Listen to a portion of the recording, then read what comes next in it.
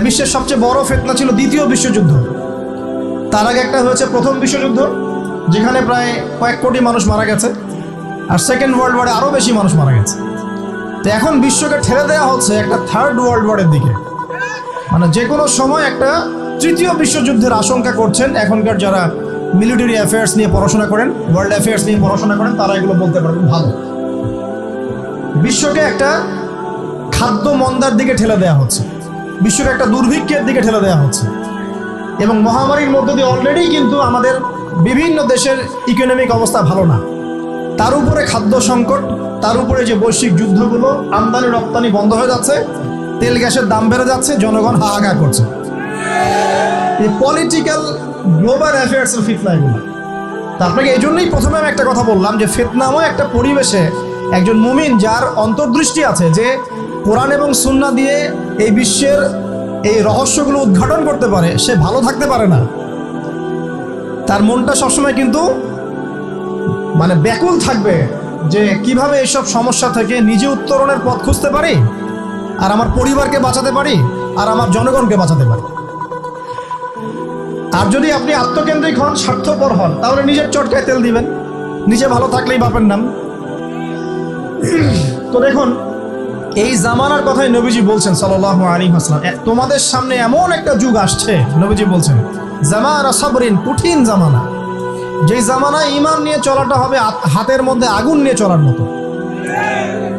নবীজি বলছেন ওই সময়ে সাহাবী জিজ্ঞাসা করছেন, ইয়া রাসূলুল্লাহ, আমি ওই সময়ে কি করব? ওই সময় আমি কি করব, আমাকে কি পরামর্শ দিচ্ছেন? নবী সাল্লাল্লাহু আলাইহি ওয়াসাল্লাম বলছেন, হে আমর ইবনে আস, তুমি ওই সময় বাড়িতে অবস্থান করো, বাসায় থাকো, বিনা প্রয়োজনে বাড়ির বাইরে এসো না। ওই সময় তুমি নিজের পাপের জন্য আল্লাহর কাছে ক্রন্দন করতে থাকো, বিনা প্রয়োজনে বাড়ির থেকে বের হয়েও না। আর মানুষের সাথে এত বেশি মেলামেশা করো না, নিজে তোমার আমল, তোমার গুনাহ নিয়ে ব্যস্ত থাকো, তোমার পাপের জন্য আল্লাহর কাছে কান্নাকাটি করো, ইনশাল্লাহ তুমি নাজাত পেয়ে যাবে। এটা একটা অপশন, মানে ফিতনাময় পরিবেশে আপনি কিভাবে বাঁচবেন, এটা একটা অপশন। আরেকটা হাদিসে গিয়ে নবী সাল্লাল্লাহু আলাইহি ওয়াসাল্লাম বলছেন যে যখন এমন ফিতনাময় পরিবেশ আসবে, তখন যদি তোমরা এই আমর বিল মারুফ নাহি আনিল মুনকার, সৎ কাজের আদেশ, অসৎ কাজের নিষেধ, আমার সুন্নতের উপর অটল থাকতে পারো, তাহলে তোমরা 50 জন শহীদের নেকি পাবে। সাহাবায়ে কেরাম বলছেন, ইয়া রাসূলুল্লাহ, আমিনহুম আও মিন্না, তাদের মধ্যে 50 জন নাকি আমাদের মধ্যে 50 জন শহীদ? নবী করিম সাল্লাল্লাহু আলাইহি ওয়াসাল্লাম বলছেন, বাল মিনকুম, বরং তোমাদের মধ্যে 50 জন শহীদ। এটা অপশন নম্বর 2। এক কি বললাম, আপনি নিজেকে নিয়ে ব্যস্ত থাকেন, বাসায় থাকেন, বিনা প্রয়োজনে বাড়ির থেকে বের হবেন না, মানুষের সাথে কম মেলামেশা করেন, এবং নিজের পাপের জন্য আল্লাহর কাছে কান্নাকাটি করেন, নিজের আমল নামা নিয়ে ব্যস্ত থাকেন, ইনশাআল্লাহ নাজাত পাবেন। 2 নাম্বার, যদি আপনার কাছে আরও বেশি যোগ্যতা থাকে এবং আপনি আরও বেশি সাহসী হন এবং আপনি উম্মার, দেশের জনগণের কল্যাণ কামনা করেন, তাহলে অন্যদেরকেও এই ফিতনাময় পরিবেশে টিকে থাকার ফর্মুলা বলে দেন। এখানে সবর করেন, আমর বিল মারুফ নাহি আনিল মুনকারের কাজ করেন, আল্লাহ পাক আপনাকে ইনশাআল্লাহ 50 জন শহীদ সাহাবীর নেকি দিবেন ইনশাআল্লাহ। আরও অপশন আছে। কি অপশন? ওই যে আসহাবুল কাহফ কি করেছিল, একটা ফিতনাময় পরিবেশ থেকে নিজেরা আস্তে করে সরে গিয়েছে। যখন আপনি পরিবেশকে পরিবর্তন করতে আর পারছেন না, দাওয়াত দিয়েও কোনো কাজ হচ্ছে না, মানুষ কথাও শুনছে না, জুলুম নির্যাতন বাড়তেই আছে, টিকে থাকা মুশকিল, তখন তাদের হিসেবের দায়িত্ব আল্লাহর উপর ছেড়ে দেন, আপনি ওখান থেকে ডিসকানেক্টেড হয়ে যান। এমনও হাদিস আছে। হয়তো আপনার কাছে মনে হচ্ছে না এখন ওই যুগ আসে নাই, কিন্তু আমি আপনাকে বলে দেই যে কোরআন এবং সুন্নাহর চোখ দিয়ে যদি আপনি দেখতে শেখেন এবং বর্তমান বিশ্বের প্রেক্ষাপটটা অ্যানালাইসিস করার যোগ্যতা আপনি অর্জন করেন কোরআন সুন্নাহর চোখ দিয়ে, আপনি বুঝতে পারবেন সেই সময় অনেক আগেই চলে এসেছিল। এখন ফিতনা এবং ফাসাদময় এই পরিবেশে আমরা কি করতে পারি, ছোট স্কেলে, বড় স্কেলে না, ছোট স্কেলে। আমি আজকে বড় বিষয় নিয়ে কথা বলতে আসিনি, কারণ আমি চিন্তা করলাম যে আসলে প্রথমে যদি ব্যক্তিকেন্দ্রিক বিষয়টা ঠিক না হয়, বড় বিষয় আলোচনা করে কোনো লাভ নাই। আগে ব্যক্তি যদি ঠিক না হয়, বড় বিষয় আলোচনা করে আসলে কোনো লাভ নাই, আপনারা বুঝবেনও না, মাথার উপর দিয়ে চলে যাবে। এখন গ্লোবাল অ্যাফেয়ার্স নিয়ে কথা বলে খুব একটা ফায়দা নাই আপনাদের। এখন ইকোনমিক পুরো এই সুদভিত্তিক সিস্টেম আপনি চেঞ্জ করতে পারবেন না, এবং পুরো যে তাগুতি ব্যবস্থা আপনি চেঞ্জ করতে পারবেন না। আপনি কি করতে পারবেন? আপনি নিজেকে পরিবর্তন করতে পারবেন, আপনার পরিবারকে পরিবর্তন করতে পারবেন। এতটুকু আপনার পক্ষে এখন পর্যন্ত সহজ, ঠিক না ভাই? ঠিক কথা। এটা আপনি এখন করতে পারবেন। তো এটার ফর্মুলা কি? ফর্মুলা ঘাটতে গিয়ে আল্লাহ পাক আমার মাথার মধ্যে একটা হাদিস নিয়ে এসে দিলেন। কারণ আমি বিশ্বাস করি যে আপনারা বলছেন মৌলানা, আল্লামা, আমি আসলে এমন কিছু নই। এই কথাগুলো আসলে আমার সাথে যায় না। আমি নিতান্তই একজন ছোট মানুষ এবং তালেবে ইলম, জ্ঞানের পথের পথযাত্রী। আর আমি তালেবে ইলম হয়ে থাকতে চাই। আমি মুফতি নই, আমি মুহাদ্দিস, মুফাসসির বা এই যে শব্দগুলো আপনারা বলছেন, এমন কিছুই নয়। আসলে কিয়ামতের মাঠে আমি জান্নাতে যেতে পারবো কিনা আমি নিজেই জানি না। যখন কোনো মানুষ নিজেকে অনেক বড় মনে করা শুরু করবে, বুঝে নেবেন সেই ইবলিসের আনুগত্য করা শুরু করেছে আর কি। কারণ ইবলিস বলেছিল আবা ওয়াস্তাকবারা, আমি খলাকতানি মিন নার ওয়া খলাকতাহু মিন তিন, আমাকে সৃষ্টি করেছেন আগুন দিয়ে, আদমকে সৃষ্টি করেছেন মাটি দিয়ে, আমি কেন আদমকে সিজদা করতে যাব? তো এটা ইবলিসের চরিত্র, আবা ওয়াস্তাকবার, সে উদ্ধত হয় এবং অহংকার প্রদর্শন করে। তো আমি মনে করি যে আমি কিছু বলি না, আল্লাহ রাব্বুল আলামিন আমাকে বলার তৌফিক দেন মাত্র, আলহামদুলিল্লাহ। তা আমার মাথায় একটা হাদিস আসছে, সকাল থেকে ঘুরছে। সেটা হচ্ছে, দেখুন, বারা ইবনে আযিব রাদিয়াল্লাহু আনহু থেকে বর্ণিত হাদিসটা আসছে এবং হাদিসটা বিশুদ্ধ। এখান থেকে আমি মূল আলোচনা যাচ্ছি যে একদিন আনসার মানুষদের মধ্যে, আনসার কারা? আমাদের আনসার বাহিনী। আনসার কারা? যারা মুহাজির সাহাবীদেরকে আশ্রয় দিয়েছিল মদিনায়, তাদেরকে কি বলা হয়? আনসার। তাহলে শব্দটা সুন্দর না? তাহলে আমাদের বাহিনীর নামটাও সুন্দর, মাশাআল্লাহ। তো আনসার সাহাবীদের মধ্যে একজন ইন্তেকাল করেছেন, ইন্না লিল্লাহি ওয়া ইন্না ইলাইহি রাজিউন। এখন তাকে দাফন করা হচ্ছে, আর নবী সাল্লাল্লাহু আলাইহি ওয়াসাল্লাম কবরের পাশে চুপ করে বসে পড়লেন। তার বসা দেখা দেখি বাকি সাহাবীরাও তাকে ঘিরে গোল করে বসে পড়লেন। তারা বলছেন, আমরা এমনভাবে এখানে বসেছিলাম যেন আমাদের মাথার উপরে পাখি এসে বসতে পারে, চুপচাপ, কোনো নড়াচড়া নাই। দেখেন, রাসূলের সাথে বসার সুন্নত দেখেন। কোরআন এবং হাদিসের মাহফিলে বসার কিন্তু সুন্নত আছে। এখানে বসে দুনিয়াবি এত গল্পগুজব করা যাবে না, এই মোবাইল টোবাইল হাবিজাবি এত ব্যস্ত থাকা যাবে না, দিলের কান দিয়ে শুনতে হবে, ঠিক আছে? আদব আছে, না হলে কথা আপনার উপর তাসির করবে না। তারা এমনভাবে বসেছিলেন যেন মাথার উপরে পাখি বসতে পারে, সুবহানাল্লাহ। এবার নবী করিম সাল্লাল্লাহু আলাইহি ওয়াসাল্লাম বলছেন যে যখন মাইয়েতকে কবরে শোয়ানো হয় তখন সে তাকে দাফন করে যাওয়া ব্যক্তিদের হাঁটার খসখস আওয়াজ শুনতে পায়। এরপরে তাকে যখন শুইয়ে দেওয়া হয়, সে যদি মুমিন ব্যক্তি হয় তাহলে তার মাথার দিকে তার সলাত এসে দাঁড়িয়ে যায়। দুনিয়াতে আপনি যে নামাজগুলো পড়েছেন, আমি যে নামাজগুলো পড়ছি, এগুলো মাথার দিকে দাঁড়িয়ে যায়।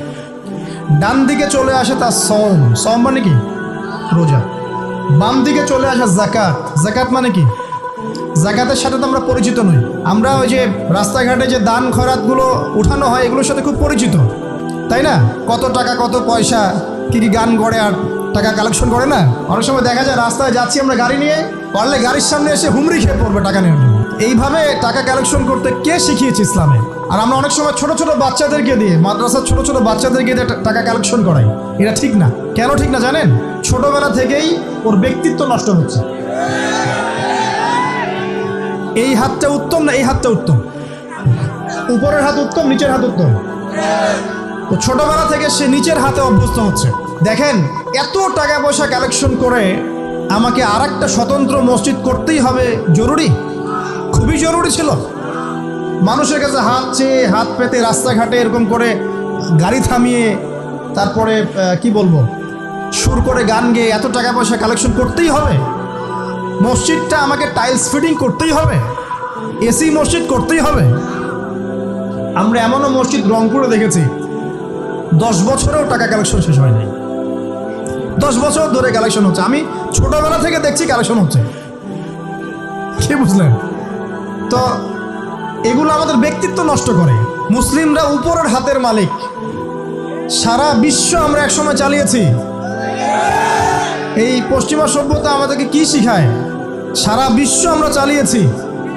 এই আপনার উমাইয়া খেলাফতের সময়ও কর্ডোভায় আব্দুর রহমানের যে শাসন ছিল, কর্ডোভা, স্পেন, পর্তুগাল, এই পুরো জায়গাগুলো পশ্চিমা বিশ্বের, এগুলো মুসলিমরা শাসন করেছে প্রায় 500-600 বছর। ইতিহাস তো আমরা জানিও না, পড়িও না, ভুলে গেছি। ইতিহাস পড়তে হয়। হিস্ট্রি ঘাটলে দেখবেন রাসূল সাল্লাল্লাহু আলাইহি ওয়াসাল্লামের 23 বছরের নববী যুগ, স্বর্ণযুগ, তারপর আবু বকর সিদ্দিকের খেলাফত, তারপর উমর ইবনুল খাত্তাবের খেলাফত।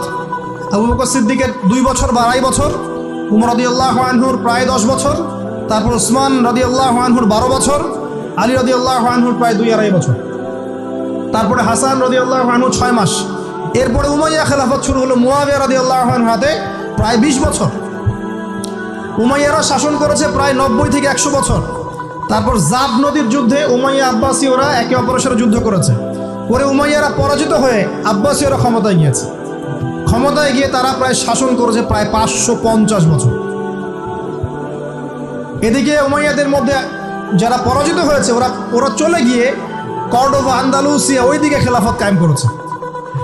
তারপরে আবার এদিকে ফাতেমি খেলাফত ছিল, উসমানীয় খেলাফত ছিল, তারপরে মিশরে তুলুনি একটা রাজবংশ ছিল, আমাদের সাবকন্টিনেন্টে মোগলরা ছিল, সারা বিশ্বে আমরাই ছিলাম। ইতিহাস তো ভুলে গেছে। তা আমরা সবসময় উপরের হাত ছিলাম, উপরের হাত। আমরা দিতাম, মানুষ নিত। আর এখন কি হয়েছে? আমরা এখানে আমরা চাই, মানুষ দেয়। আর ওরা কি এমনি দেয়? ওরা চড়া সুদ দিবে না? ওয়ার্ল্ড ব্যাংকে যান লোন নিতে, চড়া সুদ। মানে এই সুদ শোধ করতে গিয়ে বিভিন্ন দেশ শ্রীলঙ্কা হয়ে যাচ্ছে। সুদ তো শোধ করতে হবে, এমনি তো আপনাকে আর এগুলো দিবে না। তো এই সুদটা শোধ করতে গিয়ে আমাদের জিনিসপত্রের দাম বেড়ে যাবে। তারপরে দেখবেন জনগণের উপর কর বেড়ে যাবে, অনেক প্রবলেম। আর এই প্রবলেমগুলো ফেস করতে হবে কি কারণে? রিবা বা সুদের কারণে। তো এই যে বলছি, দেখেন ছোটবেলা থেকেই যে আমরা নিচের হাতে অভ্যস্ত হচ্ছি, এটা ত্যাগ করতে হবে। ব্যক্তিত্বের পরিচয় দেয়। এত টাকা পয়সা চেয়ে প্রতিষ্ঠান করার দরকার নেই। আমার জমি আছে 1 বিঘা, আমি প্রতিষ্ঠান করবো। আপনার 2 বিঘা আপনি করেন, যার সামর্থ্য আছে সে করবে, সামর্থ্য নেই করার দরকার নেই। আর একটা মসজিদ যদি কবুল হয়, একটা মসজিদ একটা জেলার জন্য যথেষ্ট। একটা মসজিদে নববী থেকে নবী সাল্লাল্লাহু আলাইহি ওয়াসাল্লাম সারা দুনিয়া শাসন করেছে। আর আমাদের তো কোটি কোটি মসজিদ বাংলাদেশে। এই যুগের কথাও নবীজি বলেছেন, যে যুগে মসজিদগুলো চাকচিক্যময় হবে, মসজিদগুলো কি হবে? চাকচিক্যময় হবে, হেদায়েত উঠে যাবে, এবং মসজিদের মধ্যে সরগোল, হট্টগোল বেড়ে যাবে। দেখেন না, মসজিদে হট্টগোল বেড়ে গেছে না? এটা সেই যুগ। তো যেটা বলছিলাম প্রিয় ভাইরা, যে নিচের হাতে অভ্যস্ত না, উপরের হাতে অভ্যস্ত হতে হবে। এই কারণে এই যে একটা হাদিসের কথা শুরু করলাম, যে আনসার সাহাবী কারা ছিল? যারা মুহাজির সাহাবীদেরকে আশ্রয় দিয়েছে। এখন এই সাহাবীদের মধ্যে একজন ইন্তেকাল করেছে। তার লাশ যখন রাখা হচ্ছে, তখন নবীজি বলছেন, মাথার দিকে মাইয়েতের আসে কি?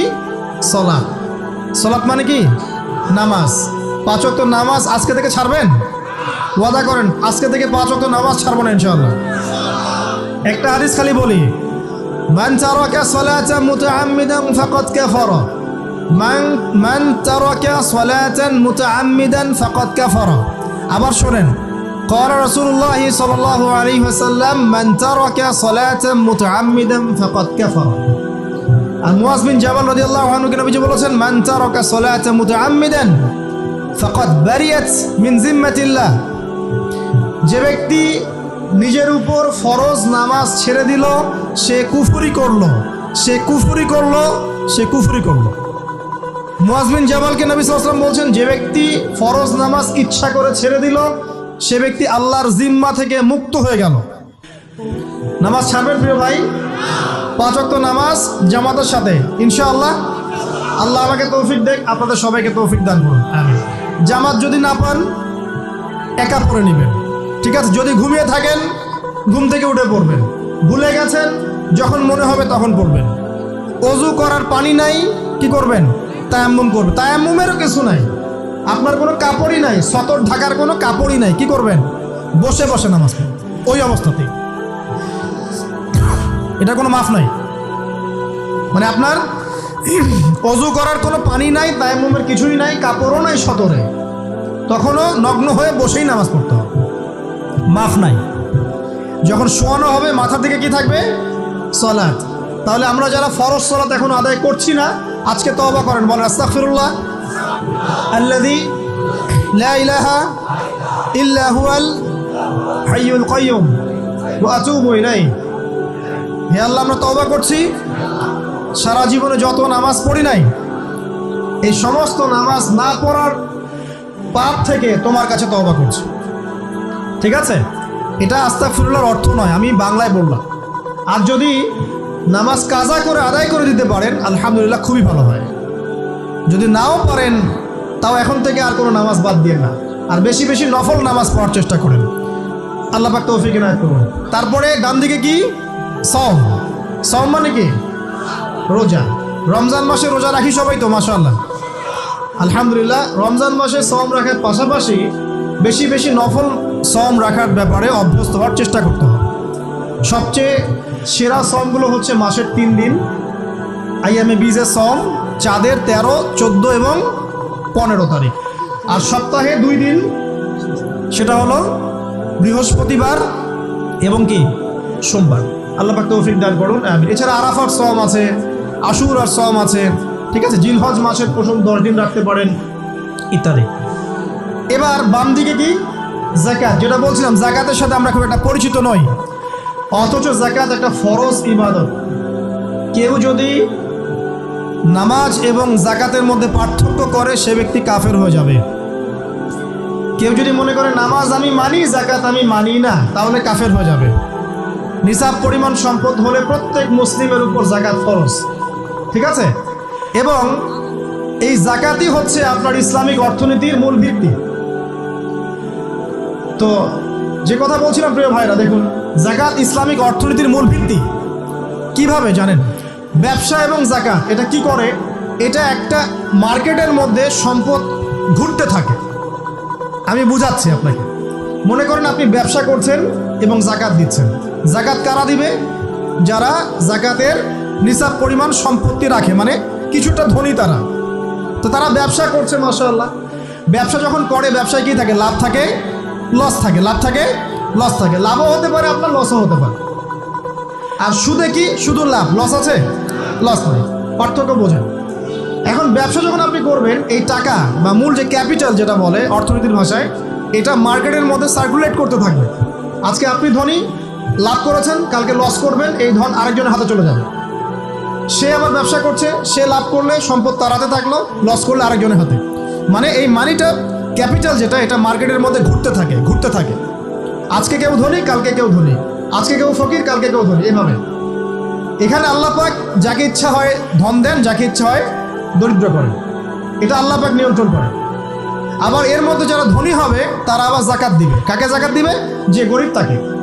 এই কারণে অর্থনৈতিক সাম্য থাকবে এবং টাকা, ক্যাপিটাল মার্কেটে সার্কুলেট করতে থাকবে। এটা হচ্ছে ইসলামিক ইকোনমিক্স। বোঝাতে পারছি না মনে হয়? আর রিবায় কি হবে? রিবায় কোনো লসের চান্স নাই। মানে এখানে ধনী আরও ধনী হতে থাকবে, গরিব আরও গরিব হতে থাকবে, প্লাস যাকাতও দিবে না। তখন সমাজের একটা অংশ অনেক ধনী হবে, আরেকটা অংশ একদম মাটিতে পড়ে যাবে, কোনো ব্যালেন্স হবে না। এই কারণে বিশ্বের একটা অংশ, ওই বিশ্বের একটা বড় অংশ যারা সুদখোর, যেখান থেকে সুদ এসেছে, ওইটা আস্তে আস্তে ধনী হয়ে গেছে এবং বিশ্বের বহু কান্ট্রি আস্তে আস্তে দারিদ্র সীমার নিচে চলে আসছে। এটা শুধু ব্যক্তির ক্ষেত্রেই নয়, এটা সমাজের ক্ষেত্রেই নয়, পুরো বিশ্বেটা হচ্ছে। তো এই হলো রিবা এবং ব্যবসা ভিত্তিক, যাকাত ভিত্তিক ইকোনমিক সিস্টেমের পার্থক্য, বেসিক ডিফারেন্স। রিবার মধ্যে আল্লাহ পাক তার হাত উঠিয়ে নেন, আল্লাহ পাক সেখানে আর ইন্টারফেয়ার করেন না। ঠিক আছে, সুদ খাচ্ছ, তুমি তোমার মতো চলো এখন। আর ব্যবসা ভিত্তিক ইকোনমিক্স চললে আল্লাহ পাক সেখানে কাউকে ধন দিবেন, কারো কাছ থেকে নেবেন। আপনার ধন নিয়ে আমাকে দিবেন, আমার ধন নিয়ে আপনাকে দিবেন। আর আমি যদি ধনী হই, আমি আবার যাকাত দিব, সেই যাকাতের টাকা আবার আপনার হাতে যাবে, কেউ না খেয়ে মরবে না। তো সামনে এই যে বলা হচ্ছে 2023 সাল, শুধু 23 সাল না, আমার অবজারভেশন 2026-27 পর্যন্ত একটা অর্থনৈতিক মন্দা চলতে পারে। বলবে কিছু কিছু লোক যে ভবিষ্যৎবাণী করতে যাওয়া, এটা ভবিষ্যৎবাণী নয়। আপনি বর্তমান সম্পর্কে খবর রাখেন না বলেই বর্তমানকে আপনার ভবিষ্যৎ মনে হচ্ছে। আমাদের অনারেবল মিনিস্টার যারা আছেন ওদেরকে জিজ্ঞাসা করেন, তাদেরকে জিজ্ঞাসা করেন, তারাও বলছেন যে 2023 সাল থেকে 26 সাল খাদ্য মন্দার মধ্যে যান। দেখেন নাই, তারা এই কথা বলছেন কারণ তারা বুঝতে পারছেন ওয়ার্ল্ডের অবস্থা ভালো না। এখানে একটা সলিউশন বলছে, ইচ্ছা হলে আপনি গ্রহণ করতে পারেন, ইচ্ছা হলে নাও করতে পারেন। আমার তো চাপিয়ে দেওয়ার কোনো ক্ষমতা নেই। ফাযাক্কির ইন্নামা আনতা মুযাক্কির, আপনি শুধু উপদেশদাতা। লাস্তা আলাইহিম বিমুসাইতির, আপনি কারো প্রতি দারোগা নন। কি উপদেশ? এই যে যাকাত, যেটা যাকাত, আমাদের যাকাত যেটা আছে, এটাকে একটু বড় পরিসরে কালেক্ট করার চেষ্টা করতে হবে। করে যদি আমরা সুষ্ঠু বন্টন করতে পারি গরিবদের মাঝখানে, ইনশাআল্লাহ কেউ খাদ্য অভাবে মারা যাবে না ইনশাআল্লাহ। আল্লাহ পাক আমাদেরকে বোঝার তৌফিক দান করুন। এর পাশাপাশি তারা যেটা বলেছেন, ইকোনমিক সেকশনের লিডার যারা আছে তারা যেটা বলছেন এটা ঠিক বলছেন। তারা বলছেন কৃষিভিত্তিক অর্থনীতির কথা বলছেন, এটার সাথে আমি 100% একমত। কারণ আল্লাহ পাকের কোরআন, এই কোরআনের মধ্যে বেশিরভাগ যে অর্থনীতির কথা এসেছে তা হচ্ছে কৃষিভিত্তিক অর্থনীতি। এটা কি জানেন? হয়তো জানেন না। কোরআনে যত ইকোনমিক সিস্টেমের কথা আসছে তার মধ্যে সবচেয়ে বেশি এসেছে কৃষিভিত্তিক অর্থনীতির কথা, তারপর ব্যবসা এবং যাকাত। অতএব তারা ঠিকই বলেছেন, দেশের যারা ইকোনমিক সেকশনে গবেষণা করছেন তারা ঠিক কথাই বলেছেন যে কৃষিভিত্তিক অর্থনীতি হচ্ছে আমাদের অর্থনৈতিক মন্দা দূর করার অন্যতম উপায়। ঠিক বলেছেন, আমি একমত। তো যাকাত যেটা কথা বলছিলাম, বাম দিকে যাকাত আসবে, তো যাকাত আমরা দিব তো ইনশাল্লাহ ভাই। যাদের শোনেন, বাংলাদেশে এমন অনেক শিল্পপতি আছে যাদের একজনের যাকাতের টাকা দিয়ে একটা গ্রাম চলতে পারে। আর যাকাতের টাকা কিন্তু শুধু এক বছরে আসবে না, প্রতি বছরেই ঘুরে ঘুরে আসবে। মনে করেন যে আপনাদের এলাকার মধ্যে অনেক বিত্তশালী আছেন, আমি দোয়া করি মন থেকে আল্লাহ পাক বিত্তশালীদের অন্তরটাকে নরম করে দিক এবং ওসমান রাদিয়াল্লাহু আনহুর মতো দানশীল করে দিক। আমিন। আমরা দোয়া করি, আমরা কারো খারাপ চাবো, সবার জন্য হেদায়েতের দোয়া করি। টাকা থাকতে তো সমস্যা নাই, কিন্তু টাকা থেকে যদি উসমান রাদিয়াল্লাহু আনহু হতে না পারলাম তাহলে সমস্যা। টাকা থাকতে কোনো সমস্যা নাই, ধন আপনাকে আল্লাহ দিতেই পারে। এই ধনটাকে উসমান গনি রাদিয়াল্লাহু আনহুর মতো আল্লাহর পথে বিতরণ করে দেন, ইনশাআল্লাহ আল্লাহ পাক আপনাকে জান্নাতুল ফেরদৌস দান করবেন। তো অনুরোধ থাকবে, দেখেন আপনারা যদি একটা এলাকার যাকাত কালেক্ট করতে পারেন, মনে করেন কথার কথা এখানে কিছু মেয়ে আছে যারা খারাপ পথে পা বাড়িয়েছে, আমার কথা বুঝতে পারছেন? আচ্ছা, এরকম পল্লী অনেক জায়গায় আছে না? এক বছরের যাকাতের টাকা দিয়ে সমস্ত যৌনপল্লীর মেয়েদেরকে কাজ দেওয়া সম্ভব, কর্মে আনা সম্ভব। ওদেরকে কাজের ব্যবস্থা করে দেন, ওরা কখনোই এই সেক্স ওয়ার্কারের কাজ করবে না ইনশাআল্লাহ। কোনো মেয়েই এই কাজ করতে চায় না আমার মতে। কোনো মেয়েই চায় না যে ইজ্জত বিক্রি করে খাবো, কোনো মেয়ে চাবে? কখনো চাবে না। ওকে আপনি ভালো কাজের ব্যবস্থা করে দেন এই যাকাতের টাকা দিয়ে, দেখবেন ইনশাআল্লাহ সে ওই খারাপ পথ ছেড়ে দিয়েছে। অনেক দেখবেন দরিদ্র মানুষ আছে যে পড়াশোনা করার কোনো সুযোগ নেই, টাকা পয়সা নেই, পড়াশোনা করতে চায় কিন্তু টাকা পয়সা নাই, দিনের জ্ঞান অর্জন করতে চায়, দেশকে কিছু দিতে চায়, টাকা নাই। তাকে আমরা হেল্প করতে পারি না? পারি।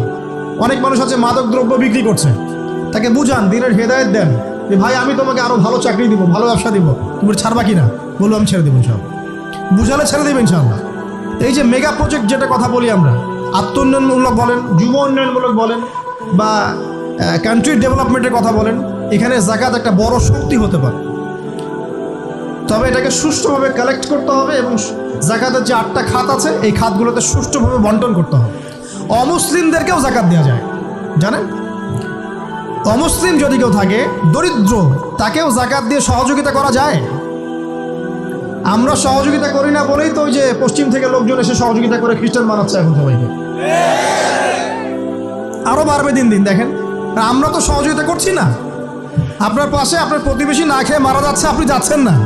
এখন তো অন্য কেউ এসে যদি সাপোর্ট করে, ও তো তার দলেই ভিড়বে তখন, স্বাভাবিক। এটাই হচ্ছে এখন। আল্লাহ বোঝার তৌফিক দান করুক আমাদের। বাম দিকে মাইয়াতের থাকবে কি ভাই? যাকাত। তারপরে পায়ের দিকে চলে আসবে তার আত্মীয়তার সম্পর্ক রক্ষার ইবাদত, তার এই যে অন্যান্য দান সদকা, তার নফল আমল, তার তাসবিহ তাহলিল, তার কোরআন তেলাওয়াত ইত্যাদি পায়ের দিকে চলে আসবে। এখানে একটা হাদিস এসেছে, সূরাতুল মুলক যে ব্যক্তি রাতের বেলা তেলাওয়াত করবে, কোন সূরা ভাই? তাবারাকাল্লাযী বিয়াদিহিল মুলক ওয়া হুয়া আলা কুল্লি শাইইন কাদির। এই সূরা যে ব্যক্তি রাতের বেলা করে তেলাওয়াত করবে ইনশাআল্লাহ সূরা মুলক কবরে তার সাথে থাকবে এবং কবর আযাব থেকে সূরা মুলক তাকে বাঁচাবে ইনশাআল্লাহ। আমি বুঝাচ্ছি যে কি অবস্থাটা হবে। এবার দুজন ফেরেশতা মাথার দিক থেকে আসবেন, আসতে চাইবেন, সালাত বলবে এখান দিয়ে আসা যাবে না, এদিক দিয়ে আসা যাবে না। ডান দিক দিয়ে আসতে চাইবেন, এদিক দিয়ে আসা যাবে না। বাম দিক দিয়ে আসতে চাইবেন, যাকাত বলবে এদিক দিয়ে আসা যাবে না। পায়ের দিক দিয়ে আসতে চাইবেন, আমলগুলো বলবে এদিক দিয়ে আসা যাবে না। তখন যাই হোক তারা আসবেন। এটা কথা কি? এটা কথাটা হচ্ছে যে সলাতের গুরুত্ব, মানে সে সলাত আদায় করেছে, সে আমার হক আদায় করেছে, আমি তার পক্ষে আছি, এটা পক্ষে বোঝাচ্ছে। রোজা বলবে আমি ওর পক্ষে আছি, তাকে আপনি কোনো শাস্তি দিবেন না, আমি তার পক্ষে আছি। আপনারা দুজন তাকে শাস্তি দিবেন না, আমি যাকাত তার পক্ষে আছি, এটা পক্ষে থাকার কথা। তারপরেও তারা আসবেন, চোখগুলো হবে নীল এবং কালো বর্ণ, নীলাপ চোখের কালো। মুনকার নাকি উঠে বসিয়ে দেওয়া হবে। এবার তিনটা প্রশ্ন। প্রথমে প্রশ্ন হচ্ছে কি, মান রব, তোমার রবকে? তখন মুমিন বান্দা বুক ফুলিয়ে বলবে রব্বি আল্লাহ, আমার রবকে আল্লাহ। পৃথিবীতে যে ব্যক্তি আল্লাহর সাথে শিরিক করে নাই, আল্লাহ তাওহীদের উপর থেকেছে এবং তার উপরে মৃত্যুবরণ করেছে, ইনশাআল্লাহ সে ব্যক্তি এর উত্তর নির্দ্বিধায় দিতে পারবে ইনশাআল্লাহ। আর দুনিয়াতে যে বা যারাই আল্লাহর সাথে শিরিক করবে, আল্লাহর সাথে শিরকের পাবে লিপ্ত হবে, ওই অবস্থায় মারা যাবে, তাওহীদের উপর থাকবে না, কোশ্চিনকালেও মান রব উত্তর দিতে পারবে না। তারপরে প্রশ্ন হয়ে যাবে মা দিনুক, তোমার দিন কি ছিল? মুমিন বান্দা উত্তর দিবে কি, দিন ইয়াল ইসলাম, আমার দিন ছিল ইসলাম। এখানে শুনে রাখেন, পৃথিবীতে যারা ইসলামকে পরিপূর্ণরূপে পালন করবে তারাই এই উত্তর দিতে পারবে ইনশাআল্লাহ। যারা ইসলামকে ঠাট্টা বিদ্রুপের হাসি তামাশার পাত্র বানিয়েছে, মন চাইলে কিছু করি, মন চাইলে কিছু করি না, সহজগুলো একটু আমল করি, বাকি কিছুর আমল ধারি না, হ্যাঁ, নামাজ পড়ি, সুদ ছাড়তে পারি না, ঠিক আছে, বছর বছর ওমরা করি, এদিকে ঘুষ দুর্নীতি ছাড়তে পারি না, ইসলামকে ঠাট্টা তামাশার পাত্র বানিয়েছে, এরা কোশ্চিনকালে উত্তর দিতে পারবে না মা দিনুক। দিনে পরিপূর্ণরূপে ইসলামে প্রবেশ করতে বলেছেন আল্লাহ রাব্বুল আলামিন। যারা পরিপূর্ণরূপে ইসলামে প্রবেশ করবে এবং ইসলামের প্রতিটা মৌলিক বিধান মেনে চলবে, ইনশাআল্লাহ তারা এর উত্তর দিতে পারবে। এরপরে আসবে তৃতীয় প্রশ্ন। নবী সাল্লাল্লাহু আলাইহি ওয়াসাল্লামকে দেখানো হবে, যখন দেখানো হবে তখন সূর্য যখন ডুবে যায়, যে দৃশ্যটা আমরা দেখতে পারি না, ওই দৃশ্যটা ভেসে উঠবে এবং মুমিন বান্দা অস্থির হয়ে যাবে, বলবে আমাকে ছেড়ে দাও, আমি নামাজ পড়বো। সুবহানাল্লাহ। তার কারণ তার কাছে মনে হবে যে আসরের ওয়াক্ত হয়ে গেছে, আসরের ওয়াক্ত হয়ে গেছে, আসরের ওয়াক্ত চলে যাচ্ছে, আমাকে নামাজ পড়তে হবে। চিন্তা করেছেন? ওই যে একটা হাদিস আছে না, যে 7 শ্রেণীর মানুষকে আল্লাহ রাব্বুল আলামিন আরশের ছায়া দিবেন, তার মধ্যে এক শ্রেণীর মানুষকে যার অন্তর মসজিদের সাথে ঝুলে থাকে, তার মন মসজিদের সাথে ঝুলেছিল, এই সূর্য ডুবে গেল বলে আমাকে ছেড়ে দাও, আমি নামাজ পড়তে যাবো। তখন ফেরেশতারা বলবেন তোমাকে নামাজ পড়তে দেয়া হবে, তবে তার আগে তুমি এর উত্তর দাও। কি উত্তর? এই ব্যক্তির দিকে তাকাও। তখন নবী সাল্লাল্লাহু আলাইহি ওয়াসাল্লামকে দেখানো হবে, সাল্লাল্লাহু আলাইহি ওয়াসাল্লাম দরুদ পড়বেন, বলা হবে যে এই ব্যক্তির সম্পর্কে তোমার কি ধারণা? মান হাযা রাজুলু বুইসা ফীকুম, এই ব্যক্তি কে, যাকে তোমাদের কাছে পাঠানো হয়েছিল? মুমিন ব্যক্তি নির্দ্বিধায় বলে দিবে যে তিনি হচ্ছেন আমার নবী মুহাম্মদুর রাসূলুল্লাহ সাল্লাল্লাহু আলাইহি ওয়াসাল্লাম। দেখুন, পৃথিবীতে যে বা যারাই নবী সাল্লাল্লাহু আলাইহি ওয়াসাল্লামের সুন্নতের উপর আমল করবে, ইনশাআল্লাহ সে তার উত্তর দিতে পারবে। দুনিয়াতে যারা নবীর সুন্নতের 5 পয়সা পরোয়া করছে না, তার আদর্শের 5 পয়সা দাম দিচ্ছে না, তারা কোশ্চিনকালে উত্তর দিতে পারবে না। নাম হতে পারে আব্দুর রহমান, আব্দুর রহিম, নবীর সুন্নতের ধার ধারে না, তারা উত্তর দিতে পারবে। নবীর সুন্নতের গুরুত্ব কত গভীর, এটা আমাদেরকে এখান থেকে বুঝতে হবে। তাই প্রিয় যুবক ভাইরা, মুসলিম ভাইরা, আমাদের জীবনটাকে নবীর আদর্শ এবং সুন্নতে ঢেলে সাজাতে হবে। সকাল থেকে সন্ধ্যা পর্যন্ত প্রতিটা কাজ করবো কার তরিকায়? রাসূলের তরিকা। নামাজ পড়বো তার তরিকায়, রোজা, সিয়াম, হজ, যাকাত, আমল, মুআমালাত, আখলাক সব কার তরিকায়? নবী সাল্লাল্লাহু আলাইহি ওয়াসাল্লামের তরিকা অনুযায়ী ইনশাআল্লাহ। আল্লাহ পাক তৌফিক এনায়েত করুন, আমিন। এবার ফেরেশতা দুজন জিজ্ঞাসা করবেন অবাক হয়ে, তুমি কিভাবে এটা জানলে? তুমি কিভাবে এই 3টা প্রশ্নের উত্তর দিতে পারলে? কারণ বেশিরভাগ মানুষ তো উত্তর দিতে পারবে না। বেশিরভাগ মানুষই এই উত্তর দিতে পারবে না, কারণ কিয়ামতের মাঠে 1999 জন মানুষ জাহান্নামে যাবে, নাউজুবিল্লাহ। তো এটা কঠিন পরীক্ষা। আল্লাহ রাসূল সাল্লাল্লাহু আলাইহি ওয়াসাল্লাম বলেছেন যে নিশ্চয়ই তোমাদেরকে এখানে পরীক্ষায় ফেলা হবে, আর তোমরা যদি এই পরীক্ষা জেনে তোমাদের মৃতদেরকে দাফন করা থেকে বিরত না থাকতে, তাহলে আমি তোমাদেরকে শুনিয়ে দিতাম কবরে কেমন পরীক্ষা হয়। মানে যদি আমরা শুনতে পারতাম যে কবরে কেমন পরীক্ষা হয়, আমরা ভয়ে আমাদের মৃতদেরকে দাফন পর্যন্ত করতাম না। এটা নবীজি বলছেন সাল্লাল্লাহু আলাইহি ওয়াসাল্লাম। তাকে জিজ্ঞাসা করা হবে যে তুমি কিভাবে জানলে এটা? বেশিরভাগ মানুষ তো পারে না উত্তর দিতে। তখন সেই ব্যক্তি বলে বসবে, সেই ব্যক্তি বলবে যে করাতু কিতাব আল্লাহ, আমি আল্লাহর কিতাব এই কোরআন পড়েছি। মুমিন বলবে আমি আল্লাহর কোরআন পড়েছি, ফাআমানতু বিহি, আমি এর উপর ঈমান এনেছিলাম, ওয়া সাদ্দাকতু, এবং সত্যায়ন করেছিলাম। সুবহানাল্লাহ। অতএব দুনিয়াতে যারা দ্বীনের জ্ঞান অর্জন করছে না, কোরআন পড়ছে না, হাদিস পড়ছে না, পড়াশোনার চেষ্টা করছে না, জানার চেষ্টা করছে না, কবরে পাওয়া ডিফিকাল্ট আছে। এটা একটা অন্যতম প্রশ্ন। আমরা কিন্তু মনে করি 3টা প্রশ্ন হচ্ছে, আসলে প্রশ্ন হচ্ছে কয়টা? 4টা। 3টার পরে আরও একটা এক্সট্রা। কিভাবে জানলে? তখন উত্তর দিচ্ছে আমি আল্লাহর কিতাব পড়েছি, ঈমান এনেছি, সত্যায়ন করেছি। সুবহানাল্লাহ। নবী সাল্লাল্লাহু আলাইহি ওয়াসাল্লাম হাদিসের পরের অংশ বলছেন যে যখন কাফের বান্দাকে উঠানো হবে, তখন ডানেও কিছু নাই, বামেও কিছু নাই, সামনে পিছনে কিচ্ছু নাই। মাথার দিক থেকে ফেরেশতারা চলে আসবেন, উঠিয়ে বসানো হবে, প্রশ্ন করা হবে কে তোমার রব? একটাই উত্তর, লা আদরি, আমি জানি না। নাউজুবিল্লাহ। কি তোমার দিন? লা আদরি, আমি জানি না। এই যে আল্লাহর তো খবর নাই, আল্লাহ পাকের বিধান মেনে চলার কোনো খবরই নাই, পরোয়াই নাই। সে জানবে কিভাবে ইসলাম কি জিনিস? সে জানবে কিভাবে আল্লাহ কি জিনিস? ও তো আল্লাহকে চিনেই না। দিব্যি বলে বেড়াচ্ছে মহাবিশ্ব সৃষ্টি হয়েছে বিগ ব্যাং থেকে, আল্লাহ বলে কেউ নাই। মানুষ সৃষ্টি হয়েছে বান্দর থেকে, নাউজুবিল্লাহ।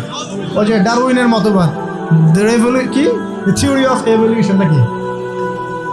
হ্যাঁ, তাই তো মনে হয়, অনেকদিন আগে পড়ছি ভাই, ভুলে গেছি। তো যাই হোক, মানুষ তো আল্লাহকে চিনছে না। এখনো মানুষ মনে করছে যে আল্লাহ বলতে কেউ নাই, এবং এই মুক্ত চিন্তার নামে, বাক স্বাধীনতার নামে নাস্তিকতার যে চর্চাটা বেড়েছে বাংলায়, এটা আশঙ্কাজনক। বড় বড় বিশ্ববিদ্যালয় থেকে পড়ে আসছে, অনেক সময় দেখলাম বড় বিশ্ববিদ্যালয়ের প্রফেসর, সে বলছে যে মহাবিশ্ব বিগ ব্যাং দিয়ে সৃষ্টি হয়েছে, সৃষ্টিকর্তা নাই এখানে। তো মুসলিম বিজ্ঞানীর একটা কথা বলতেন যে মানুষ বিজ্ঞান সম্পর্কে অল্প জানলে নাস্তিক হয়ে যায়, আর অনেক গভীর জ্ঞান অর্জন করলে আল্লাহর কাছে আত্মসমর্পণ করে। খেয়াল করে দেখবেন, ডক্টর, ইঞ্জিনিয়ার যারা বড় বড় লেভেলে চলে গেছেন, অনেক সিনিয়র, তারা কিন্তু বেশিরভাগ নামাজি দেখবেন, নামাজ পড়ে, দান সদকা করে, সমাজ কল্যাণমূলক কাজ করে। তারা কিন্তু রোগীর সেবা করতে গেলেও বলে যে নামাজ পড়িয়েন, রোজা রাখিয়েন, তারা কিন্তু বলে। অনেক ডক্টর আমি দেখেছি এমন, যারা যত বেশি গবেষণা করে তারা তত বেশি আস্তিক হয়ে যায়, আর টুটাফাটা গবেষণা করলে নাস্তিক হয়ে যাবে। কত প্রশ্ন, ইসলামের এটা কেন, ওইটা কেন, ইসলামে বহুবিবাহ কেন, হ্যাঁ, ইসলামে কি পর্দার বিধান কেন, তারপর ইসলামে এত রেস্ট্রিকশনস, এত বাইন্ডিংস কেন, হ্যাঁ, স্বাধীনতা নাই কেন, কত প্রশ্ন। ইসলামের এগেনস্টে কত তীর এখন ছোড়া হচ্ছে। তো এই ব্যক্তি কেমন করে উত্তর দিবে যে মাহাদিনুক, তোমার দিন কি? আল্লাহর দিকে কত প্রশ্ন ছোড়া হচ্ছে, কত শিরকের পাপ আমরা করছি, অনেক সময় মুসলিম হয়েও শিরকের পাপ করছি। কিভাবে উত্তর দিবে মানরব্য? 3 নাম্বার প্রশ্ন যখন করা হবে এই ব্যক্তিকে, দেখো দেখি, সে বলবে যে আমি জানি না এই ব্যক্তিকে, তবে শুনেছিলাম, মানুষের মুখে শুনেছিলাম, মানুষ যা বলতো আমি তাই বলতাম। মানে সে রাসূল সাল্লাল্লাহু আলাইহি ওয়াসাল্লামের নাম শুনেছিল হয়তো বা, কিন্তু তার সুন্নত বা আদর্শ কখনো মেনে চলে নাই, পারল না। এবার জান্নাতি ব্যক্তি হলে কি হতো? ওই যে সূর্য ডুবছিল যেখানে, তার দৃষ্টির সীমা পর্যন্ত কবরকে প্রশস্ত করে দেওয়া হতো, এবং জান্নাতের একটা দরজা তার কবরে খুলে দেওয়া হতো। এটা কিভাবে করা হবে সেটা আল্লাহ পাক জানেন, এটার ব্যাখ্যা করার জ্ঞান আল্লাহ আমাদেরকে দেন নাই। যেই মানুষের ক্ষুদ্র জ্ঞানে মানুষ ব্যাকটেরিয়া, ভাইরাস নিয়ে গবেষণা করতে হিমশিম খেয়ে যায়, সে মহাবিশ্বের স্রষ্টা নিয়ে কিভাবে গবেষণা করে? আল্লাহ পাকের অসীম জ্ঞানের সামনে আমার জ্ঞান কি? খুবই ক্ষুদ্র। একটা হাদিসে এসেছে বুখারী শরীফের মধ্যে, যে একটা মহাসমুদ্রের মধ্যে যদি একটা পাখি 1 ফোঁটা পানি উঠিয়ে নিয়ে যায়, ওই 1 ফোঁটা পানি হচ্ছে মহাবিশ্বের জ্ঞান। আর বাকি পুরো মহাসাগর হচ্ছে আল্লাহ পাকের জ্ঞান। তো আমরা এই ক্ষুদ্র জ্ঞানের মানুষ হয়ে আল্লাহর জ্ঞানকে কেমন করে পেনিট্রেট করতে পারি? তো আল্লাহ পাক জান্নাতের দরজাগুলো খুলে দিবেন, একটা দরজা খুলে দিবেন, সেখান থেকে বাতাস আসবে, জান্নাতের নাজ নেয়ামত উপভোগ করতে থাকবে এবং তার রূহটাকে সবুজ রঙের পাখির আকৃতিতে জান্নাতে রেখে দেওয়া হবে। ইল্লিন মানে ওখানে জান্নাতের নিয়ামত সে পাবে। এটাকে বলা হয় দারুল বারজাখ বা বারজাখের জীবন। জীবন অনেকগুলো, একটা ছিল রুহের জগৎ। রুহের জগতে আমরা সবাই ছিলাম। শোনেন, রুহের জগতে যার সাথে যার বন্ধুত্ব ভালোবাসা গভীর ছিল, দুনিয়াতে তার সাথে তার ভালোবাসা বেশি। এটা হয়তো জানেন না, জানতেন হাদিসটা? রুহের জগতে যদি কখনো আপনার সাথে আমার দেখা হয়ে থাকে, দুনিয়াতে আপনার সাথে আমার দেখা হবে ইনশাআল্লাহ। রুহের জগতে যদি আপনার আমার মধ্যে ঘনিষ্ঠ ভালোবাসা থেকে থাকে, এখানেও ভালোবাসা হয়ে যাবে ইনশাআল্লাহ। এটা বলে আমি আবার তোমাদের বয়ফ্রেন্ড গার্লফ্রেন্ড ভালোবাসা বুঝাই নাই, ওই ভালোবাসার কথা বলি না। আবার রুহের জগতে বিদ্বেষ, এখানেও দেখবেন বিদ্বেষ। ওটা একটা জগৎ ছিল যেখানে আল্লাহ পাক সমস্ত আদম সন্তানকে সৃষ্টি করে তাদের রূহটাকে রেখেছিলেন এবং ওয়াদা নিয়েছেন। কি ওয়াদা? আল্লাহ পাক বলেছিলেন আলাস্তু বিরব্বিকুম, সূরা আরাফের 182 নম্বর আয়াত পড়ে দেখবেন, 182 নম্বর আয়াত। আল্লাহ পাক বলেছিলেন যে আমি ওয়াদা নিয়েছিলাম, আলাস্তু বিরব্বিকুম, আমি কি তোমাদের রব নই? আমরা সবাই বলেছিলাম বালা ইয়া রব্বি, অবশ্যই আপনি আমাদের রব। দুনিয়াতে এসে আমরা ভুলে গেছি। এই ভুলে যাওয়াটা মনে করায় দেওয়ার জন্যই আল্লাহ পাক আসমানি কিতাব নাজিল করেন, নবী রাসূল পাঠান, আমাদের কান পর্যন্ত ইসলামের দাওয়াত পৌঁছে দেন, যাতে আমরা মনে করতে পারি। এবার আসেন রুহের জগতের পর আসলাম এই যে দুনিয়ার জগৎ, দারুদ দুনিয়া। দুনিয়ার মধ্যে আছি হয়তো 50, 60, 70, 100 বছর হাইয়েস্ট। এরপর যাবে দারুল বারজাখ, বারজাখের জগৎ। পাপী ব্যক্তি হলে জাহান্নামের দরজা খুলে দেওয়া হবে আর জাহান্নামের সে আযাব ভোগ করতে থাকবে, এবং পুণ্যবান ব্যক্তি হলে জান্নাতের দরজা খুলে দেওয়া হবে এবং এর নাজ নেয়ামত সে ভোগ করতে থাকবে। তখন তাকে বলা হবে এটা জান্নাতের সেই জায়গা যেখানে তুমি থাকবে। এটা দেখার সাথে সাথে, শোনার সাথে সাথে তার যে খুশি উৎফুল্লতা আরও অনেক বেড়ে যাবে। এবং সে কী করবে জানেন? সে পৃথিবীতে ফিরে আসতে চাইবে। সে বলবে আমাকে আমার পরিবারবর্গকে জানাতে দেন, আমাকে আমার পরিবারবর্গকে জানাতে দেন যে আমি ভালো আছি। তখন ফেরেশতারা তাকে বলবেন যে এটা সম্ভব না, তোমার এবং তাদের মাঝে দারুল বারজাখ আছে, তুমি এটা ভেদ করে যেতে পারবে না। তখন তার আত্মাটাকে ইল্লিনে দেওয়া হবে, একটা সবুজ পাখির আকৃতিতে জান্নাতে ঘুরে বেড়াবে ইনশাআল্লাহ। আর যদি জাহান্নামী হয় তাহলে যে বললাম দরজা খুলে যাবে, জাহান্নামের মর্মান্তিক আযাব তার দিকে আসতে থাকবে। কবর সংকুচিত হয়ে আসবে এমনভাবে যাতে তার বাম পাজর ডান পাজরের ভিতরে এইভাবে ঢুকে যাবে। নাউযুবিল্লাহ। এবং এই আযাব চলতে থাকবে ইলা ইয়াউমি ইউবআসুন, পুনরুত্থানের দিন পর্যন্ত। এখন এই যে হাদিসটা আপনারা শুনলেন, এই হাদিসটা ব্যক্তিকেন্দ্রিক নয় কি? এখানে 3টা বিষয় আপনাকে ফোকাস করতে হবে আমাদেরকে। 1, তাওহীদ, আল্লাহ পাকের তাওহীদ। 2, রিসালাত, রাসূলুল্লাহ সাল্লাল্লাহু আলাইহি ওয়াসাল্লামের রিসালাত, এবং আখিরাত, পরকাল। এই 3টা বিষয় খুব স্বল্প কথায় বলছি। দেখুন, তাওহীদ কি? আল্লাহ পাকের একত্ববাদ। এক আল্লাহকে আপনি সৃষ্টিকর্তা মানবেন, রিজিক দাতা মানবেন, পালনকর্তা মানবেন, সন্তান দাতা, ভালো মন্দের মালিক, সমস্ত কিছুর মালিক কে? আল্লাহ। আল্লাহ আল্লাহ আমাকে বাঁচিয়ে রেখেছেন, আল্লাহ আমাকে মৃত্যু দিবেন, আল্লাহ আমাকে রিজিক দেন, আল্লাহ আমাকে সন্তান দিবেন, আল্লাহ আমার ভালোর মালিক, আল্লাহ মন্দের মালিক, আল্লাহ সমস্ত কিছুর মালিক। এই কনসেপ্ট পরিষ্কার থাকবে, লা ইলাহা ইল্লাল্লাহ পরিষ্কার থাকবে। সমস্ত বিষয় কার পক্ষ থেকে? আল্লাহর পক্ষ থেকে। এই তাওহীদ, সংক্ষিপ্ত কথায় বললাম তাওহীদ। এর মধ্যে 3টা ক্লাসিফিকেশন আছে, রুবুবিয়্যাত, উলুহিয়্যাত, আসমা ও সিফাত। এটা আপনারা কিতাবুত তাওহীদ বই থেকে পড়ে নিন। সংক্ষেপে বলে দেই, রুবুবিয়্যাত আল্লাহ পাকের সমস্ত বিষয়গুলো তার দিকে সম্বন্ধ করা, সৃষ্টিকর্তা, পালনকর্তা, রিজিক দাতা সবকে আল্লাহ। উলুহিয়্যাত কি?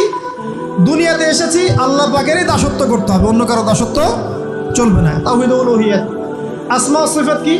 আসমা সিফাত মানে হচ্ছে আল্লাহ পাকের নাম গুণাবলীগুলো আছে। আল্লাহ পাক রহমান, আল্লাহ পাক রহিম, আল্লাহ পাক রাজ্জাক, হ্যাঁ, আল্লাহ পাক গফুর, আল্লাহ পাক শদীদুল ইকাব, সমস্ত গুণাবলী কার?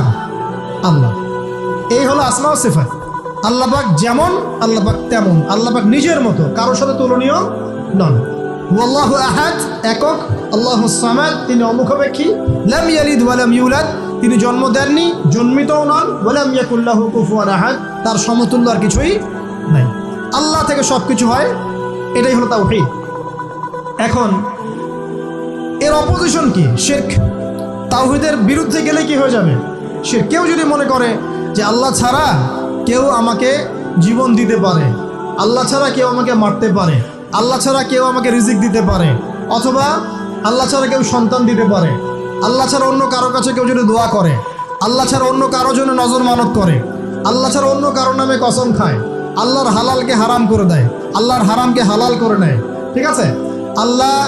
আল্লাহ থেকে শুভ অশুভ আসে না, শুভ আল্লাহর পক্ষ থেকে আসে, অশুভ শয়তানের পক্ষ থেকে আসে, এমনও যদি কেউ মনে করে, শুভ অশুভ দুটোই আল্লাহর পক্ষ থেকে আসে, কিন্তু কেউ যদি মনে করে না শুভগুলো আল্লাহর পক্ষ থেকে, অশুভগুলো শয়তানের পক্ষ থেকে, এমনও যদি মনে করে, শিরক হয়ে যাবে। মুসলিমরা চলাফেরায় শিরক করছে। এখন মুসলিমরা আল্লাহ ছাড়া অন্য কারো কাছে চাচ্ছে, মুসলিমরা অনেকে কবরে সেজদা করছে, মুসলিমরা অনেকেই মৃত মানুষের কাছে দোয়া করছে, হাতে বালা পরে আছেন, খোলেন না। কেন খোলেন না? ভয়ে যদি আপনার ক্ষতি হয়, শিরক। মুসলিমরা দেখবেন আগুনের সামনে মাথা নত করছে, মুসলিমরা এখন মেডিটেশন করে, ধ্যান করে, মুসলিমরা জিনকে তাবে করতেছে, অনেক সময় দেখা যায় মুসলিমরা জাদু করতেছে, জাদুবিদ্যা, কুফরি কালাম করছে না? করছে। সবই শিরক, সবই শিরক। মুসলিমরা দেখবেন আল্লাহর হালাল যেগুলো আছে এগুলোকে হারাম করে ফেলছে, আবার অনেক সময় আল্লাহর হারামগুলোকে হালাল করে নিচ্ছে। সুদ কি ভাই?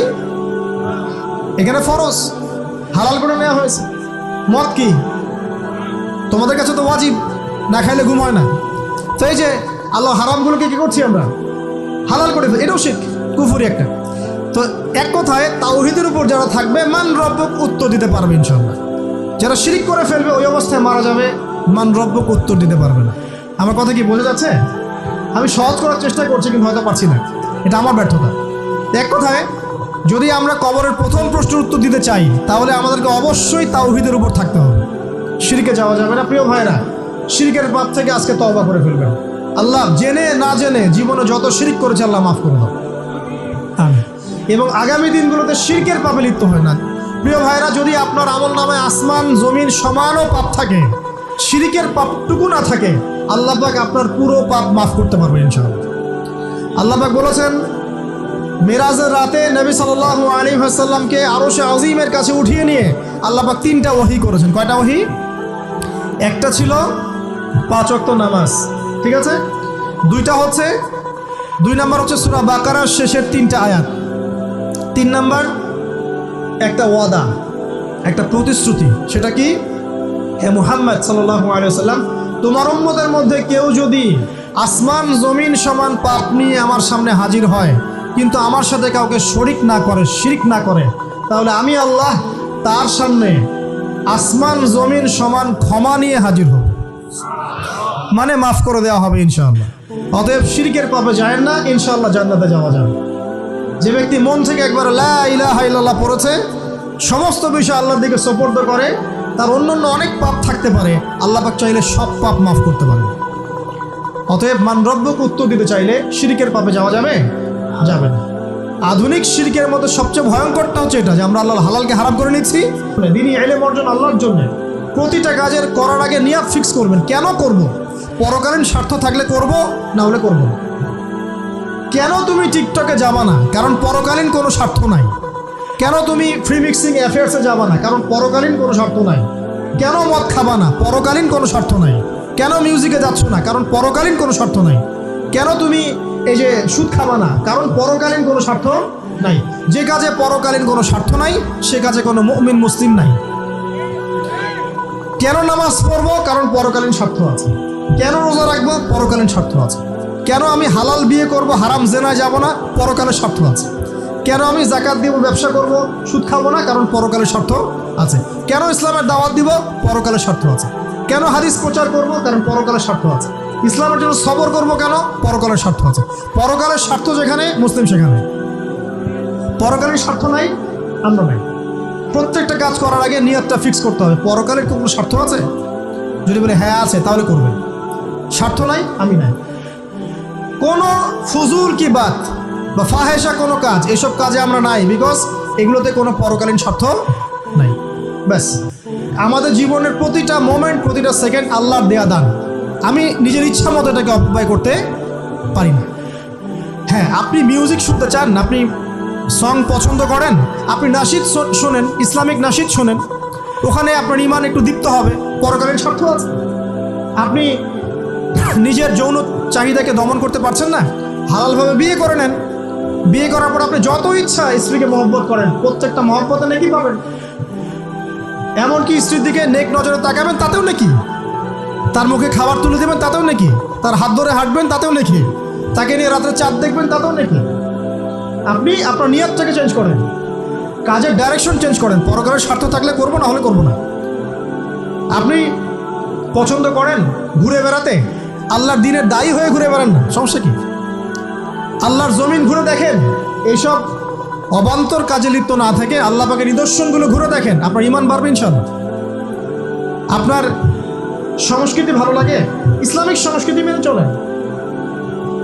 আপনি কবিতা লিখতে ভালোবাসেন, ইসলামিক কোনো কবিতা লেখেন। আপনি উপন্যাস পড়তে ভালোবাসেন, ইসলামিক কোনো উপন্যাস পড়েন। আমি বলছি না এগুলোর বাইরে কোনো পড়াশোনা করা যাবে না, এমনটা আমি কিন্তু বলছি। আমি বলছি আপনি আপনার পুরো কাজটাকে আগে ফিক্স করবেন, পরকালের কোনো স্বার্থ আছে কি নাই। যদি হ্যাঁ দেখা যায় হ্যাঁ পরকালের স্বার্থ ঠিক আছে, অবশ্যই করেন, কোনো সমস্যা নেই। আল্লাহ পাক বোঝার তৌফিক দান করুন। তো দেখুন প্রিয় ভাইরা, শিরকের পাপে যাওয়া যাবে না। এই শিরকের পাপ না থাকলে আমল নামায় ইনশাআল্লাহ আমরা জান্নাতে যাব এবং কবরের উত্তর দিতে পারবো ইনশাআল্লাহ। মান রব্বুক, উত্তর পাস ইনশাআল্লাহ। তারপরে কি? মাদিনু। এক কথায় ইসলামের অনেক বিধিবিধান আছে, নামাজ, কালিমা, সওম, যাকাত, হজ সব আছে। আমর বিল মারুফ, নাহি আনিল মুনকার, পিতামাতার খেদমত, প্রতিবেশীর অধিকার, স্ত্রীর অধিকার, তারপরে সন্তানদের অধিকার, যাকাত, সব কিছুই আছে। এখন যদি ইসলামের কিছু অংশকে মেনে নেন, কিছু অংশকে না মানেন, এটা কিন্তু কুফরি। ইসলামের কিছু অংশকে মানছেন, কিছু অংশকে মানছেন না, এটা কিন্তু কুফরি। ইসলামের পরিপূর্ণ বিধানটাকে যদি মেনে চলেন, ইনশাআল্লাহ আযজা ওয়া জাল আপনি মাদিনুক উত্তর দিতে পারবেন। আপনি আমল করতে পারেন না পারেন, মনে করেন আপনি আমল করতে পারছেন না, কিন্তু আপনি আকীদা পোষণ করছেন যে হ্যাঁ ইসলামে যা আছে আমি সব কিছু মেনে চলি, কিন্তু হয়তো আমল করতে গিয়ে আমি পারছি না। আমি হয়তো নামাজ 5 ওয়াক্ত পড়তে হয়, আমি জানি, আমি মানি, কিন্তু আমার মাঝে মাঝে মিস হচ্ছে, মাঝে মাঝে আমি জামাত মিস করে ফেলছি। আপনি মানেন যে সওম রাখতে হয়, মাঝে মাঝে আপনার সওম মিস হয়ে যাচ্ছে, কিন্তু আপনি বিশ্বাস করেন যে হ্যাঁ আপনি সওম রাখতে হয়, আপনার আকীদা ঠিক আছে। আপনি যাকাত দেন নাই এতদিন, কিন্তু আকীদা রাখেন হ্যাঁ দিতে হয়, আমি সুযোগ পেলে দিয়ে দিব। এই যে কনসেপ্টটা ক্লিয়ার রাখা যায় না, ইসলামের বিধানগুলো প্রতিটা আমি মানি মন থেকে, হয়তো আমল করতে গিয়ে আমি পেরে উঠতেছি না বা হয়ে উঠছে না। ইনশাআল্লাহ একদিন না একদিন আল্লাহ পাক আপনাকে তৌফিক দেবে ইনশাআল্লাহ, আল্লাহ পাক তৌফিক দান করুক। কিন্তু কনসেপ্ট যদি ক্লিয়ার না থাকে যে আমি কিছু অংশ মানি, কিছু অংশ মানি না, এটা ইসলাম হলো না। উদখুলু ফিস-সিলমি কাফা, পরিপূর্ণরূপে ইসলামে প্রবেশ করেন। দিনী বোন অনেকে আছে পর্দা হয়তো করতে পারছে না, কিন্তু মনে করে, বিশ্বাস করে যে পর্দা করতে হয়, এটা ফরজ। ইনশাআল্লাহ আল্লাহ চাইলে ওকে একদিন তৌফিক দিবে ইনশাআল্লাহ। হয়তো এখন মুখ খোলা আছে, হয়তো বা আগে গেঞ্জি টি শার্ট পরে ঘুরতো, এখন সেলোয়ার কামিজ পরছে, ঢিলে ঢালা জামা পরছে, এখনো বোরখা পরছে না। ওকে তুচ্ছ তাচ্ছিল্য করার দরকার নাই আপাতত, ওকে আরো বুঝান, আরো নরম হন, আরো বুঝিয়ে সুঝিয়ে ইসলামের দিকে আনার চেষ্টা করুন। এত দূর এসেছে, ওই পর্যন্ত যাবে ইনশাআল্লাহ। কারণ ও বিশ্বাস করে হ্যাঁ পর্দা করতে হয়, আমি মানি পর্দা করতে হয়, কিন্তু আমি এখন করতে পারছি না, ইনশাআল্লাহ করবো, আল্লাহ পাক চাইলে তৌফিক দিবেন ইনশাআল্লাহ। তো এই যে বিষয়টা, যে ইসলামকে মনে আগে ধারণ করা, যে না আমি মানি ইসলামের প্রত্যেকটা বিধান ঠিক আছে। চুরি করলে চোরের হাত কাটতে হয়, ইসলাম বলেছে। ডাকাতি করলে শাস্তি আছে। জেনা যদি কেউ করে 100 বেত্রাঘাত, মদ খাইলে 40টা বেত্রাঘাত, ব্যভিচার যদি করে কেউ, এই পরকীয়া করে বিবাহিত ব্যক্তি, রজম। এগুলো কেসাস, একজন একজনকে হত্যা করলে তাকেও কেসাস করতে হয়। এই বিধানগুলো আছে। এখন আপনি বলতে পারেন আমি এই ওয়ার্ল্ডের প্রেক্ষাপটে এটাকে বাস্তবায়ন করতে পারছি না, কিন্তু আমি বিশ্বাস করি ইসলামে বিধানগুলো আছে, এটা আল্লাহর বিধান। ইনশাআল্লাহ আপনি মাফ পেয়ে যাবেন, ইনশাআল্লাহ আল্লাহ চাইলে আপনি মাফও পেয়ে যাবেন। কিন্তু যদি মনে করেন না এই যুগের এগুলো চলেই না, আমি আল্লাহ পাকের এসব বিধান কিচ্ছু মানি না, আমি যে বিধান বুঝি এটাই চূড়ান্ত, তাহলে খবর আছে, তাহলে মাদিনুক উত্তর দিতে পারবেন। তো বুঝেন, বিষয়টা বোঝেন, আকীদাটা ক্লিয়ার করেন যে না আমি পারতেছি না, এটা একটা বিষয়, কিন্তু আমি বিশ্বাস করি ইসলামের এগুলো অংশ, হয়তো আমি এখন পারছি না, ইনশাআল্লাহ ভবিষ্যতে পারবো। আল্লাহ চাইলে আপনাকে তৌফিক দিন ইনশাআল্লাহ। আমরা দোয়া করি আল্লাহ পাক আমাদেরকে পরিপূর্ণরূপে ইসলামে প্রবেশ করার তৌফিক দান করুন। আর সর্বশেষ কি, এটা যদি করতে পারে মাদিনিক উত্তর দিতে পারবে। মান নবিয়ুকা উত্তর কখন দিতে পারবে? যখন একজন ব্যক্তি সারা জীবন নবী সাল্লাল্লাহু আলাইহি ওয়াসাল্লামের সুন্নতের উপর আমল করতে পারে। এই যে ঘুম থেকে উঠলেন, ব্যাস ব্রাশটা নিয়ে দৌড়ে চলে গেলেন বাথরুমে, কি জন্য? ঘুম থেকে উঠলেন, আগে চোখটা একটু ঘষতে হবে, মুখে হাত দিতে হবে, তারপরে আপনি দোয়া পড়বেন। কি দোয়া পড়বেন? আলহামদুলিল্লাহিল্লাযী আহইয়ানা বা'দা মা আমাতানা ওয়া ইলাইহিন নুশুর। তারপরে আপনি যাবেন বাথরুমে। দোয়াটা না পড়ে কেন গেলেন? ঘুমাচ্ছেন, ঘুমানোর আগে আপনি অবশ্যই বলবেন। ঘুমানোর আগে একদম একটা গান শুনে, একটা গার্লফ্রেন্ডের সাথে 10টা মিনিট কথা বলে, হ্যাঁ জান রাখি, ব্যাস, তারপরে ঘুমিয়ে গেলেন। ঘুমটা আপনার জন্য ইবাদত হলো না? হারামে লিপ্ত হতেন না? আল্লাহুম্মা বিইসমিকা আমুতু ওয়া আহইয়া পড়তেন, সূরা মুলক পড়তেন, সূরা কাফিরুন পড়তেন, সূরা ফালাক নাস ইখলাস পড়তেন, ঘুমিয়ে যেতেন। পুরো ঘুমটাই ইবাদত, পুরো ঘুমটাই নাকি? ঘুমিয়ে আছেন নাকি পাচ্ছেন? আপনি ইচ্ছাকৃতভাবে আপনার আমলটা নষ্ট করলেন। ইস্তেঞ্জা করতে গেছেন, ইস্তেঞ্জা করতে গিয়ে গান শুরু করে দিল বাথরুমে। বাথরুম সিঙ্গার আছে না কিছু? বাথরুমে গান গাওয়ার জায়গা নাকি? তো ওখানে গান শুরু করলো। বাথরুমে গান গাবেন কেন? আপনি ঢোকার সময় বলবেন কি, বিসমিল্লাহ আল্লাহুম্মা ইন্নী আউযু বিকা মিনাল খুবসি ওয়াল খাবাইস। এরপর ইস্তেঞ্জা করবেন, তারপরে আপনি গুফরানাকা বলে বের হয়ে আসবেন। পুরো ইস্তেঞ্জার সময়টুকু নাকি? নামাজ পড়তে দাঁড়িয়েছেন, এখানে রিয়া কোনো লৌকিকতা থাকবে না, লোকজন আমাকে দেখছে আমি ভালো করে নামাজ পড়ি, এমন থাকবে না। নামাজে দাঁড়িয়েছেন আল্লাহর জন্য খালেস। এখন আল্লাহ আপনার মাঝখানে আর কেউ নাই, আল্লাহ আপনার মাঝখানে আর কেউ নাই। এমনকি যা ইচ্ছা তাই নামাজ পড়বেন। একদল বের হয়েছে, এখন দেখি 2 ওয়াক্ত নামাজ পড়ে। তাদের বক্তব্য হচ্ছে যে 5 ওয়াক্ত নামাজ নাকি কোরআনে নাই, আর ওরা খালি কোরআন মানে হাদিস নাকি মানে না। কত যে ফেরকা এখন বের হয়েছে আল্লাহ ভালো জানে। তো 5 ওয়াক্ত নামাজ কোরআনে নাই বলে, সুবহানাল্লাহ। তো 2 ওয়াক্ত নামাজ পড়ে। তো এখন নামাজ কি মন গরম ভাবে পড়লেই হবে? ফজরের নামাজে দাঁড়িয়েছেন, ফজর নামাজ কয় রাকাত?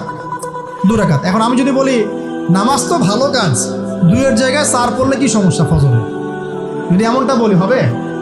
কেন হবে না? কারণ নবী সাল্লাল্লাহু আলাইহি ওয়াসাল্লাম 2 পড়েছেন, আমাকে 2 পড়তে হবে, সিম্পল। 4 পড়লে আপনার নামাজ বাতিল। ফজরের নামাজ 4 রাকাত পড়লে নামাজ কি বাতিল হবে না? মাগরিবের নামাজে দাঁড়িয়েছেন, 3 রাকাত নামাজ। তখন আপনি মনে চিন্তা করছেন না 3-এর জায়গায় আমি 4 পড়বো, 5 পড়বো। নামাজ তো ভালো জিনিস, বেশি করলে কি সমস্যা? সব কিছু বেশি করতে হয় না।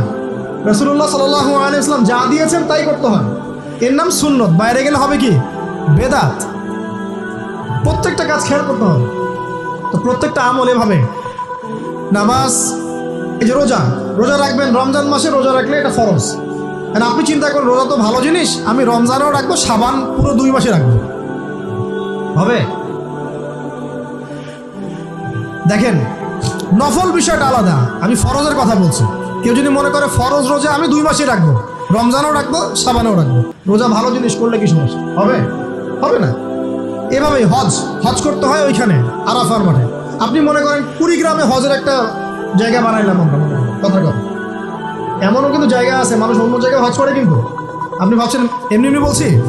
এমন অনেক ফেরকা আছে মুসলিমদের মধ্যে, মুসলিম নামধারী, এগুলো মুসলিম না, হজেরও জায়গা বানাইছে আলাদা, ওখানে হজ করে, ওখানে তাওয়াফ করে। এখন হজ যেখানে করতে হবে ওখানে না করে যদি এখানে করে হবে? হবে না। যাকাত দেওয়ার একটা লিমিট আছে, এইটুক দিতে হবে। আপনি এখন কম দিলেন, হবে? আবার দিলেন না আমি একদম বেশি দিয়ে ফাটায় ফেলাবো একেবারে, সেখানে হবে? তো এই জিনিসগুলো খেয়াল রাখতে হবে যে আমাদের এক কথায় নবী সাল্লাল্লাহু আলাইহি ওয়াসাল্লামের সুন্নাহটা মেনে চল। আমলের ক্ষেত্রেও একইভাবে, আপনার অর্থনৈতিক জীবনেও। নামাজ, রোজা, হজ, জাকাত আপনার পারফেক্ট। এবার আপনি এসেছেন অর্থনীতির ক্ষেত্রে, এসে মাশাআল্লাহ দাড়ি টুপি জুব্বা নিয়ে মাপে কম দিচ্ছেন, চলবে? দাড়ি টুপি জুব্বা আছে, মানুষকে ঠকাচ্ছেন, মজুত করছেন, সিন্ডিকেট করছেন, অনেক সময় সরকারকে বিব্রত করে ফেলছেন, মাল মজুত করছেন, দাম বেড়ে যাচ্ছে, বিব্রত হচ্ছে সরকার, হবে? দাড়ি টুপি পাগড়ি জুব্বা পরে, ভিতরটা আগে।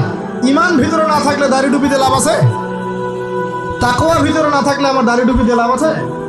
মুহসিন হতে হবে। সো ইকোনমিক সেকশনে গিয়েও নবীর আদর্শ ভুলে যাওয়া যাবে না, সেখানেও তার আদর্শ মেনে চলতে হবে। এভাবেই সমাজ জীবন, পরিবার, সর্বক্ষেত্রেই নবীর সুন্নাহ মেনে চললে পরে ওই ব্যক্তিকে উত্তর দেওয়া যাবে ইনশাআল্লাহ, তিনি আমাদের নবী মুহাম্মদ রাসূলুল্লাহ সাল্লাল্লাহু আলাইহি ওয়াসাল্লাম। সর্বশেষ গিয়ে বলা হবে কিভাবে জানলে? তখন উত্তর কি দিবে মুমিন? আমি আল্লাহর কিতাব পড়েছি, ঈমান এনেছি, এরপরে আমি সত্যায়ন করেছি। তার মানে পড়াশোনা করতে হবে না ভাই? আল্লাহর কিতাব পড়তে হবে না? কারা কারা আল্লাহর কিতাব পড়তে জানেন হাত তোলেন। আলহামদুলিল্লাহ। আগামী রমাজান আসার আগেই পুরো কোরআন এক খতম করবেন, পারা যাবে ইনশাআল্লাহ। এবং প্রত্যেক দিন আমাকে ওয়াদা করেন, প্রত্যেক দিন এক পারা করে কোরআন তেলাওয়াত করব, পারবেন ইনশাআল্লাহ? না বলেন পারবো ইনশাআল্লাহ? পারবো ইনশাআল্লাহ। আল্লাহ পাক তৌফিক দান করুন, আমিন। কোরআন পড়তে হবে, শুধু কি জাস্ট তোতা পাখির মতো পড়েই যাবেন সারা জীবন? অর্থটা একটু বোঝার চেষ্টা করবেন না ভাই? করা উচিত না?